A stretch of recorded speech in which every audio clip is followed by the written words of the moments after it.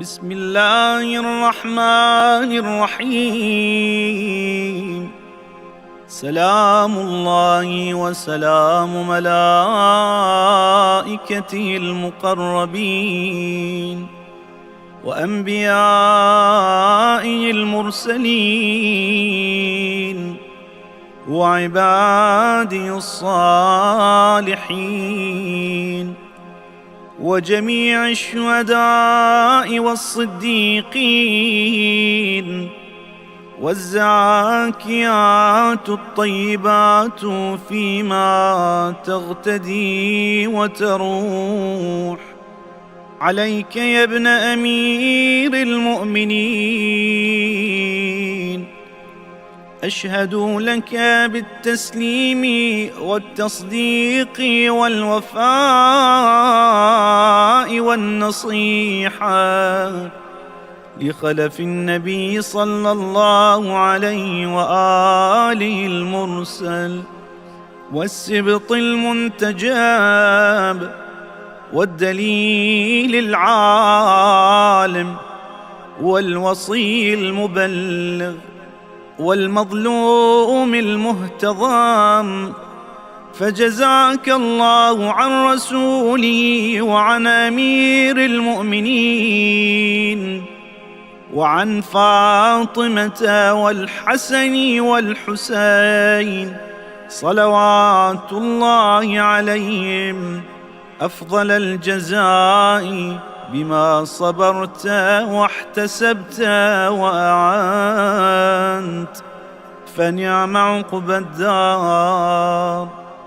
لعن الله من قتلك، ولعن الله من جهل حقك واستخف بحرمتك، ولعن الله من حال بينك وبين ماء الفرات.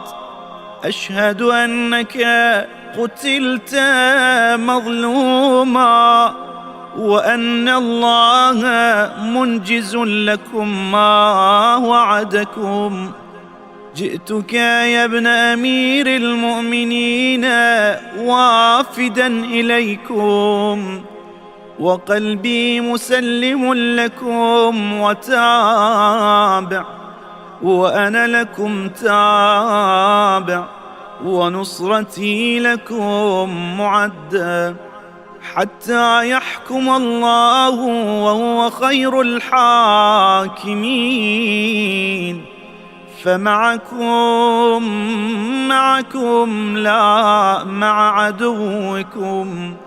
إني بكم وبإيابكم من المؤمنين، وبمن خالفكم وقتلكم من الكافرين.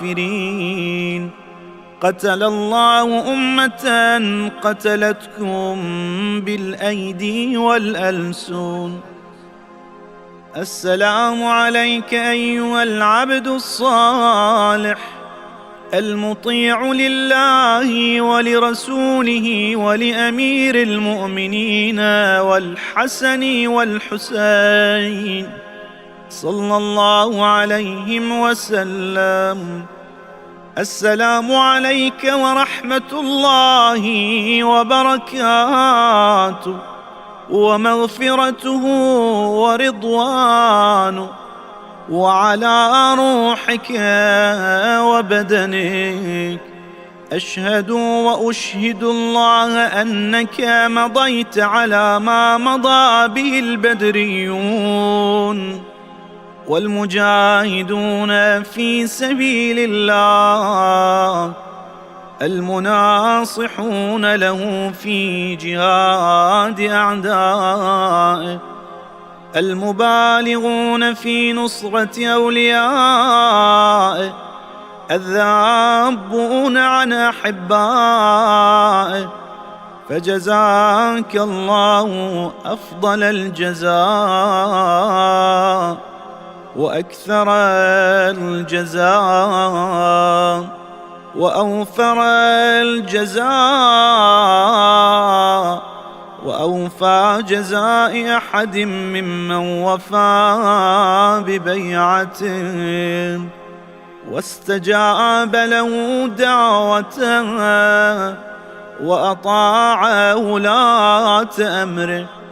أشهد أنك قد بالغت في النصيحة وأعطيت غاية المجهود، فبعثك الله في الشهداء وجعل روحك مع أرواح السعداء، وأعطاك من جنانه أفسحها منزلا وأفضلها غرفا، ورفع ذكرك في عليين، وحشرك مع النبيين والصديقين والشهداء والصالحين، وحسن أولئك رفيقا. أشهد أنك لم تهن ولم تنكل، وأنك مضيت على بصيرة من أمرك مقتديا بالصالحين ومتبعا للنبيين، فجمع الله بيننا وبين رسوله وأوليائه في منازل المخبتين، فإنه أرحم الراحمين. اللهم صل على محمد وآل محمد، ولا تدع لي في هذا المكان المكرم والمشهد المعظم ذنبا إلا غفرته، ولا هما إلا فرجته، ولا مرضا إلا شفيته، ولا عيبا إلا سترته، ولا رزقا إلا بسطته، ولا خوفا إلا آمنته، ولا شملا إلا جمعته، ولا غائبا إلا حفظته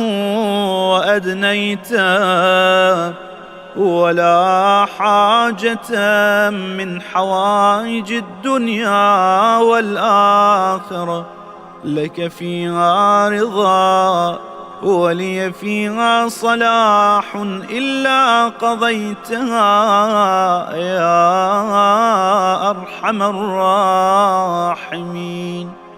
السلام عليك يا أبا الفضل العباس ابن أمير المؤمنين. السلام عليك يا ابن سيد الوصين.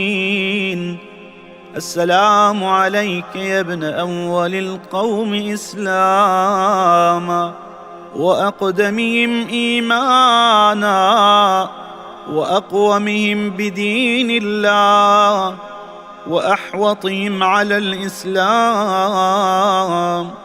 أشهد لقد نصحت لله ولرسوله ولأخيك فنعم الأخ المواسي، فلعن الله أمة قتلتك، ولعن الله أمة ظلمتك، ولعن الله أمة استحلت منك المحارم وانتهكت حرمة الإسلام. فنعم الصابر المجاهد المحامي الناصر والأخ الدافع عن أخيه المجيب إلى طاعة ربه الراغب فيما زهد فيه غيره من الثواب الجزيل والثناء الجميل. وألحقك الله بدرجة آبائك في جنات النعيم اللهم إني تعرضت لزيارة أوليائك